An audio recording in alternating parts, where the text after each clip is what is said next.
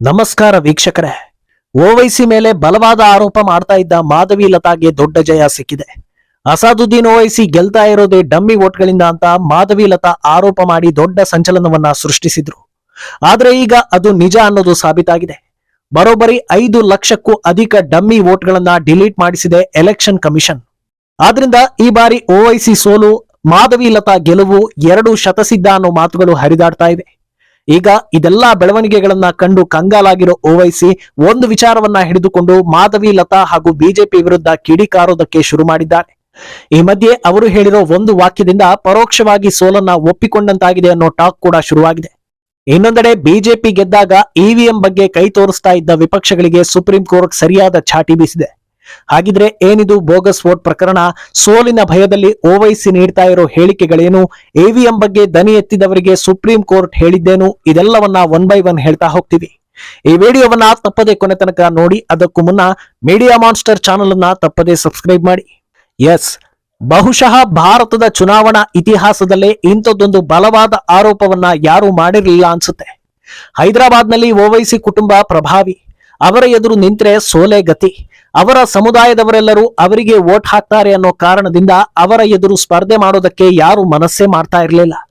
ಅನಿರೀಕ್ಷಿತ ಅನ್ನೋ ಹಾಗೆ ಈ ಬಾರಿ ಆ ಕ್ಷೇತ್ರಕ್ಕೆ ಫೈನಲ್ ಆಗಿದ್ದು ಮಾಧವಿ ಲತಾ.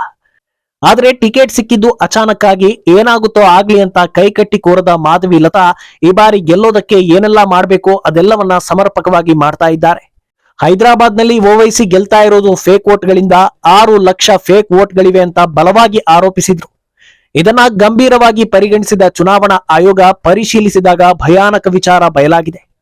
ಹೌದು, ಫೇಕ್ ವೋಟ್ ಬೆಂಬಿದ್ದ ಎಲೆಕ್ಷನ್ ಕಮಿಷನ್ಗೆ ಸಿಕ್ಕಿಬಿದ್ದಿರೋದು 5.41 ಲಕ್ಷ ಬೋಗಸ್ ವೋಟ್ಗಳ ಲೆಕ್ಕ.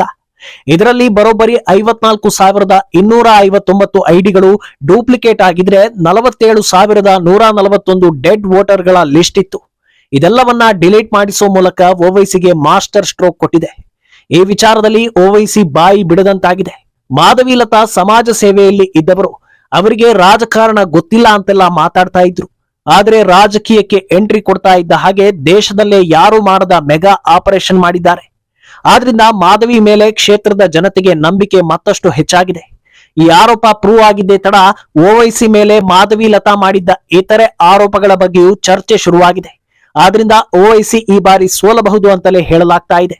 ಕಳೆದ ಬಾರಿ ಅಂದ್ರೆ 2019ರ ಎಲೆಕ್ಷನ್ ನಲ್ಲಿ ದೊಡ್ಡ ಗೆಲುವಿನೊಂದಿಗೆ ಓವೈಸಿ ಮತ್ತೆ ಹೈದರಾಬಾದ್ ಕ್ಷೇತ್ರವನ್ನ ಕೈವಶ ಮಾಡಿಕೊಂಡಿದ್ರು. ಓವೈಸಿಗೆ 5,17,000 ವೋಟ್ಗಳು ಬಿದ್ದಿದ್ರೆ ಎದುರಾಳಿ ಅಭ್ಯರ್ಥಿ ಬಿಜೆಪಿಯ ಡಾಕ್ಟರ್ ಭಗವಂತ ರಾವ್ಗೆ ಸುಮಾರು 2,35,000 ವೋಟ್ಗಳು ಬಿದ್ದಿದ್ವು. ಗೆಲುವಿನ ಅಂತರ ಸುಮಾರು 3 ಲಕ್ಷದ ಆಸುಪಾಸಲ್ಲಿತ್ತು. ಆದ್ರೆ ಈ ಬೋಗಸ್ ವೋಟ್ಗಳನ್ನ ಹೊರತುಪಡಿಸಿಯೂ ಭಗವಂತರಾವ್ 2.3 ಲಕ್ಷ ವೋಟ್ಗಳನ್ನ ಪಡೆದಿದ್ರು. ಅಂಥದ್ರಲ್ಲಿ ಕ್ಷೇತ್ರದಲ್ಲಿ ಚಿರಪರಿಚಿತರಾಗಿರೋ ಮಾಧವಿ ಲತಾ ಇದಕ್ಕಿಂತ ದುಪ್ಪಟ್ಟು ವೋಟ್ಗಳನ್ನ ಪಡೆಯಬಹುದು ಅನ್ನೋ ಟಾಕ್ ಇತ್ತು. ಈಗ 5.4 ಲಕ್ಷ ಫೇಕ್ ವೋಟ್ಗಳನ್ನ ನಾಶ ಮಾಡಲಾಗಿದೆ. ಓವೈಸಿಯ ನಿಜ ಬಣ್ಣ ಬಯಲಾಗಲಿದೆ ಅನ್ನೋ ರಾಜಕೀಯ ಚರ್ಚೆಗಳು ಶುರುವಾಗಿದೆ. ಇನ್ನು ಒಂದು ಕಡೆ ದೊಡ್ಡ ಮೊತ್ತದ ಡಮ್ಮಿ ವೋಟ್ಗಳನ್ನ ಕ್ಲಿಯರ್ ಮಾಡಿದ್ರೆ ಸುಮಾರು 5 ಲಕ್ಷ ವೋಟರ್ಸ್ ಗಳನ್ನ ಸೇರ್ಪಡೆ ಮಾಡಲಾಗಿದೆ. ಇದರಲ್ಲಿ ತಾಂತ್ರಿಕ ದೋಷದಿಂದ ಐಡಿ ಇಲ್ಲದಿದ್ದವರು ಹಾಗೂ ಹೊಸ ವೋಟರ್ಗಳಿದ್ದಾರೆ ಅಂತ ಹೇಳಲಾಗಿದೆ. ಇನ್ನು ಇದೆಲ್ಲಾ ಬೆಳವಣಿಗೆಗಳನ್ನ ನೋಡ್ತಾ ಇರೋ ಓವೈಸಿ ಬಿಜೆಪಿ ವಿರುದ್ಧ ಹೊಸ ಆರೋಪವನ್ನ ಗಟ್ಟಿ ಮಾಡಿಕೊಳ್ತಾ ಇದ್ದಾರೆ. ರಾಮನವಮಿ ಯಾತ್ರೆ ವೇಳೆ ಮಾಧವಿ ಲತಾ ರಾಮಬಾಣ ಬಿಟ್ಟಂತೆ ಆಕ್ಷನ್ ಮಾಡಿದ್ರು. ಆದ್ರೆ ಆ ಗುರಿ ಇದ್ದಿದ್ದು ಮಸೀದಿಯತ್ತ ಅನ್ನೋ ವಿಡಿಯೋ ಸಾಮಾಜಿಕ ಜಾಲತಾಣಗಳಲ್ಲಿ ಫುಲ್ ವೈರಲ್ ಆಗಿತ್ತು. ಆದ್ರೆ ಈ ಬಗ್ಗೆ ಸ್ಪಷ್ಟನೆ ನೀಡಿದ್ದ ಮಾಧವಿ ಲತಾ ಸೋಷಿಯಲ್ ಮೀಡಿಯಾದಲ್ಲಿ ಶೇರ್ ಆಗ್ತಾ ಇರೋದು ಇನ್ಕಂಪ್ಲೀಟ್ ವಿಡಿಯೋ.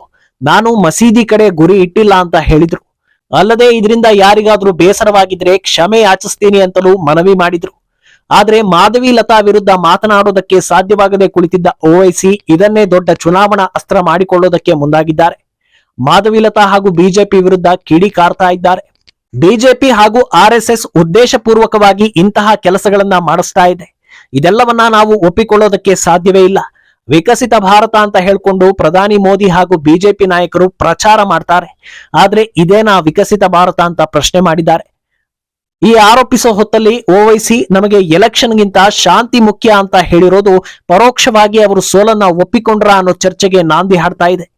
ಹೈದರಾಬಾದ್ ಹಾಗೂ ತೆಲಂಗಾಣದಲ್ಲಿ ಶಾಂತಿ ವಾತಾವರಣ ಇದೆ. ಎಲ್ಲಾ ಧರ್ಮದವರು ಪರಸ್ಪರ ಹೊಂದಾಣಿಕೆಯಿಂದ ಬದುಕುತ್ತಾ ಇದ್ದಾರೆ. ಆದ್ರೆ ಬಿಜೆಪಿ ಇದನ್ನ ಹಾಳು ಮಾಡಬೇಕು ಅನ್ನೋ ಯೋಚನೆಯಲ್ಲಿದೆ. ಆದ್ರಿಂದ ಇಂಥ ಕೆಲಸದಲ್ಲಿ ತೊಡಗಿದ್ದಾರೆ. ಖಂಡಿತ ಇವರಿಗೆ ಜನರು ಮಣೆ ಹಾಕೋದಿಲ್ಲ. ಈ ಬಾರಿ ನನ್ನನ್ನೇ ಗೆಲ್ಲಿಸ್ತಾರೆ ಅನ್ನೋ ವಿಶ್ವಾಸವನ್ನ ಹೊರಡಿಸ್ತಾ ಇದ್ದಾರೆ ಓವೈಸಿ. ಆದ್ರೆ ಓವೈಸಿ ಬಾಯಲ್ಲಿ ಎಲೆಕ್ಷನ್ಗಿಂತ ಶಾಂತಿ ಮುಖ್ಯ ಅಂತ ಬಂದಿರೋದು, ಏನಿಲ್ಲ ಅಂದ್ರೂ ದೊಡ್ಡ ಪೈಪೋಟಿ ಇದೆ ಅನ್ನೋದು ಅವರಿಗೂ ಅರ್ಥ ಆಗಿದೆ ಅನ್ನೋ ನಿಟ್ಟಿನಲ್ಲಿ ಚರ್ಚೆ ಆಗ್ತಾ ಇದೆ.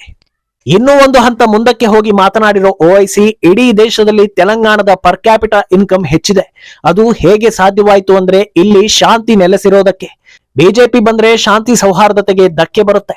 ಆದ್ರಿಂದ ಜನರು ಬಿಜೆಪಿಗೆ ವೋಟ್ ಹಾಕಲ್ಲ ಅಂದಿದ್ದಾರೆ. ಅಲ್ಲದೆ ತಮಿಳುನಾಡಿನಲ್ಲಿ ಎಐಎಡಿಎಂಕೆಗೆ ಬೆಂಬಲ ಸೂಚಿಸಲಿದ್ದೇನೆ ಅನ್ನೋದನ್ನು ಓವೈಸಿ ಹೇಳಿದ್ದಾರೆ. ಎನ್ಡಿಎ ಮೈತ್ರಿಕೂಟದಿಂದ ಹೊರಬಂದಿರೋ ಎಐಎಡಿಎಂಕೆ ಇನ್ಯಾವತ್ತೂ ಎನ್ಡಿಎ ಜೊತೆಗೆ ಕೈ ಜೋಡಿಸೋದಿಲ್ಲ ಅಂತ ಹೇಳಿದೆ. ಅಲ್ಲದೆ ಅವರು ಕೂಡ ನಮ್ಮ ಹಾಗೆ ಸಿಎಎ ಹಾಗೂ ಎನ್ಆರ್ಸಿ ಯನ್ನ ವಿರೋಧಿಸುತ್ತಾರೆ. ಆದ್ರಿಂದ ಅವರ ಜೊತೆಗೆ ನಾವಿರ್ತೀವಿ ಅಂತ ಓವೈಸಿ ಹೇಳಿಕೊಂಡಿದ್ದಾರೆ. ಅಲ್ಲದೆ ಮಾಧವಿ ಲತಾ ಪ್ರಕರಣದ ಬಗ್ಗೆಯೂ ಗಮನ ಹರಿಸುವಂತೆ ಎಲೆಕ್ಷನ್ ಕಮಿಷನ್ ಬಳಿ ಮನವಿ ಮಾಡಿಕೊಂಡಿದ್ದಾರೆ. ಒಂದು ಕಡೆ ಹೈದರಾಬಾದ್ನ ಫೇಕ್ ವೋಟ್ ಕಥೆಯಾದ್ರೆ, ಇನ್ನೊಂದು ಕಡೆ ಇವಿಎಂಗಳ ಬಗ್ಗೆ ಆರೋಪ ಮಾಡ್ತಾ ಇದ್ದ ವಿಪಕ್ಷಗಳಿಗೆ ಸುಪ್ರೀಂ ಕೋರ್ಟ್ ಚಾಟಿ ಬೀಸಿದೆ. ಇವಿಎಂಗಳಲ್ಲಿ ಲೋಪ ಇದೆ ಅಂತ ಕಾಂಗ್ರೆಸ್ ಪದೇ ಪದೇ ಆರೋಪ ಮಾಡ್ತಾ ಇತ್ತು. ಈ ಹಿನ್ನೆಲೆ ಹಿರಿಯ ವಕೀಲ ಪ್ರಶಾಂತ್ ಭೂಷಣ್ ಈ ಬಗ್ಗೆ ವಿಚಾರಣೆ ನಡೆಸುವಂತೆ ಸುಪ್ರೀಂ ಕೋರ್ಟ್ಗೆ ಮನವಿಯನ್ನು ಸಲ್ಲಿಸಿದ್ರು. ಇದರ ಸಂಪೂರ್ಣ ವಿಚಾರಣೆ ನಡೆಸಿ ತೀರ್ಪು ಕಾಯ್ದಿರಿಸಿದ್ದ ಸುಪ್ರೀಂ ಕೋರ್ಟ್ ಇಂದು ಈ ಬಗ್ಗೆ ಆದೇಶ ನೀಡಿದೆ. ಪ್ರತಿ ಸಲವೂ ಎಲೆಕ್ಷನ್ ಕಮಿಷನ್ ಮೇಲೆ, ಇವಿಎಂ ಮೇಲೆ ಅನುಮಾನ ವ್ಯಕ್ತಪಡಿಸುವುದು ಸರಿಯಲ್ಲ. ಚುನಾವಣೆಗಳಲ್ಲಿ ಎಲೆಕ್ಷನ್ ಕಮಿಷನ್ ತಂದಿರೋ ಸುಧಾರಣೆಗಳ ಬಗ್ಗೆ ಅವರನ್ನ ಅಭಿನಂದಿಸಬೇಕು ಅಂತ ಹೇಳಿದೆ. ನ್ಯಾಯಮೂರ್ತಿ ಸಂಜೀವ್ ಖನ್ನಾ ಹಾಗೂ ದೀಪಾಂಕರ್ ದತ್ತಾ ಪೀಠ ಈ ಒಂದು ತೀರ್ಪನ್ನ ನೀಡಿದೆ. ಇನ್ನು ವಿಚಾರಣೆ ವೇಳೆ ಎಲೆಕ್ಷನ್ ಕಮಿಷನ್ನ ಅಧಿಕಾರಿಯೊಬ್ಬರ ಜೊತೆಗೆ 2 ಗಂಟೆಗಳ ಕಾಲ ಪ್ರಶ್ನಾವಳಿ ನಡೆಸಲಾಗಿತ್ತು. ಇವಿಎಂ ಹೇಗೆ ಕಾರ್ಯನಿರ್ವಹಿಸುತ್ತೆ, ವಿವಿಪ್ಯಾಟ್ಗಳು ಹೇಗೆ ಕಾರ್ಯನಿರ್ವಹಿಸುತ್ತವೆ ಎಲ್ಲವನ್ನ ವಿಚಾರಿಸಲಾಗಿತ್ತು. ಅಲ್ಲದೆ ಮತದಾನ ಕೇಂದ್ರಗಳಲ್ಲಿ ಸಿಸಿ ಕ್ಯಾಮೆರಾ ನಿರ್ವಹಣೆ ಬಗ್ಗೆಯೂ ಮಾಹಿತಿ ಪಡೆಯಲಾಗಿದೆ. ಈ ಪ್ರಕ್ರಿಯೆ ಪಾರದರ್ಶಕವಾಗಿ ನಡೀತಾ ಇದ್ದು, ಇದರ ಮೇಲೆ ಅನುಮಾನ ವ್ಯಕ್ತಪಡಿಸುವಲ್ಲಿ ಅರ್ಥವಿಲ್ಲ ಅಂತ ಸುಪ್ರೀಂ ಕೋರ್ಟ್ ಹೇಳಿದೆ. ಅಲ್ಲದೆ ಮತದಾನದ ವೇಳೆ ಬಳಕೆಯಾಗೋ ಸುಮಾರು 4 ಕೋಟಿ ಇವಿಎಂಗಳನ್ನ ಚೆಕ್ ಮಾಡಿಕೊಂಡೇ ತರಲಾಗುತ್ತೆ ಅನ್ನೋ ಭರವಸೆಯನ್ನು ಎಲೆಕ್ಷನ್ ಕಮಿಷನ್ ನೀಡಿದೆ. ಈ ವೇಳೆ ಮತದಾನದ ಬಳಿಕ ಮತದಾರನಿಗೆ ಒಂದು ಸ್ಲಿಪ್ ಜನರೇಟ್ ಮಾಡುವ ಮೂಲಕ ಆತನ ವೋಟಿಂಗ್ ಡೀಟೇಲ್ಸ್ ನೀಡೋ ಬಗ್ಗೆಯೂ ಚರ್ಚೆ ಮಾಡಿದ್ವಿ. ಆದ್ರೆ ಅದು ಒಬ್ಬ ಮತದಾರನ ವೈಯಕ್ತಿಕ ಹಕ್ಕಿಗೆ ಧಕ್ಕೆ ತರೋದ್ರಿಂದ ಸಾಧ್ಯವಿಲ್ಲ ಅಂತ ತಿಳಿಸಿದ್ರು ಅನ್ನೋದನ್ನು ಸುಪ್ರೀಂ ಕೋರ್ಟ್ ಹೇಳಿದೆ. ಇನ್ನು ಸುಪ್ರೀಂ ಕೋರ್ಟ್ ವಿಚಾರಣೆ ವೇಳೆ ಕೇರಳದಲ್ಲಿ ಮಾಕ್ ಪೋಲ್ ವೇಳೆ ಬಿಜೆಪಿಗೆ ಮತ ಬೀಳ್ತಾ ಇದ್ದ ಆರೋಪದ ಬಗ್ಗೆಯೂ ಪ್ರಶ್ನಿಸಲಾಗಿದೆ. ಆದ್ರೆ ಅದು ಸುಳ್ಳು ಆರೋಪ ಅನ್ನೋದು ಸಾಬೀತಾದ ಬಳಿಕವೇ ಈ ತೀರ್ಪನ್ನ ಸುಪ್ರೀಂ ಕೋರ್ಟ್ ನೀಡಿದೆ. ಆದ್ರಿಂದ ಇನ್ಮುಂದೆ ಆರೋಪ ಮಾಡಿದ್ರೆ ಯಾವ ಆಕ್ಷನ್ ತೆಗೆದುಕೊಳ್ಳಲಾಗುತ್ತೆ ಅನ್ನೋದನ್ನ ಕಾದು ನೋಡ್ಬೇಕು. ಒಟ್ನಲ್ಲಿ ಗೆದ್ರೆ ನ್ಯಾಯಯುತ, ಸೋತ್ರೆ ಇವಿಎಂ ಮೇಲೆ ಗೂಬೆ ಕೂರಿಸೋದು ಒಂಥರ ಸಂಪ್ರದಾಯವಾಗಿತ್ತು. ಆದ್ರೆ ಈಗ ಅದಕ್ಕೆ ಸುಪ್ರೀಂ ಕೋರ್ಟ್ ನಿಂದಲೇ ಉತ್ತರ ಬಂದಿದೆ. ಇನ್ನೊಂದೆಡೆ ಫೇಕ್ ವೋಟ್ಗಳಿಗೆ ಕಡಿವಾಣ ಬಿದ್ದಿದ್ರಿಂದ ಮಾಧವಿ ಲತಾರ ಗೆಲುವಿನ ನಿರೀಕ್ಷೆ ಇನ್ನಷ್ಟು ಹೆಚ್ಚಾಗಿದೆ. ಅಂತಿಮವಾಗಿ ಏನಾಗುತ್ತೆ ಅನ್ನೋದಕ್ಕೆ ಫಲಿತಾಂಶದ ದಿನದಂದು ಉತ್ತರ ಸಿಗಲಿದೆ.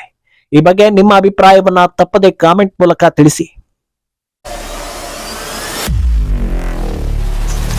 ಒಟ್ನಲ್ಲಿ ಗೆದ್ರೆ ನ್ಯಾಯಯುತ, ಸೋತ್ರೆ ಇವಿಎಂ ಮೇಲೆ ಗೂಬೆ ಕೂರಿಸೋದು ಒಂಥರ ಸಂಪ್ರದಾಯವಾಗಿತ್ತು. ಆದ್ರೆ ಈಗ ಅದಕ್ಕೆ ಸುಪ್ರೀಂ ಕೋರ್ಟ್ ನಿಂದಲೇ ಉತ್ತರ ಬಂದಿದೆ. ಇನ್ನೊಂದೆಡೆ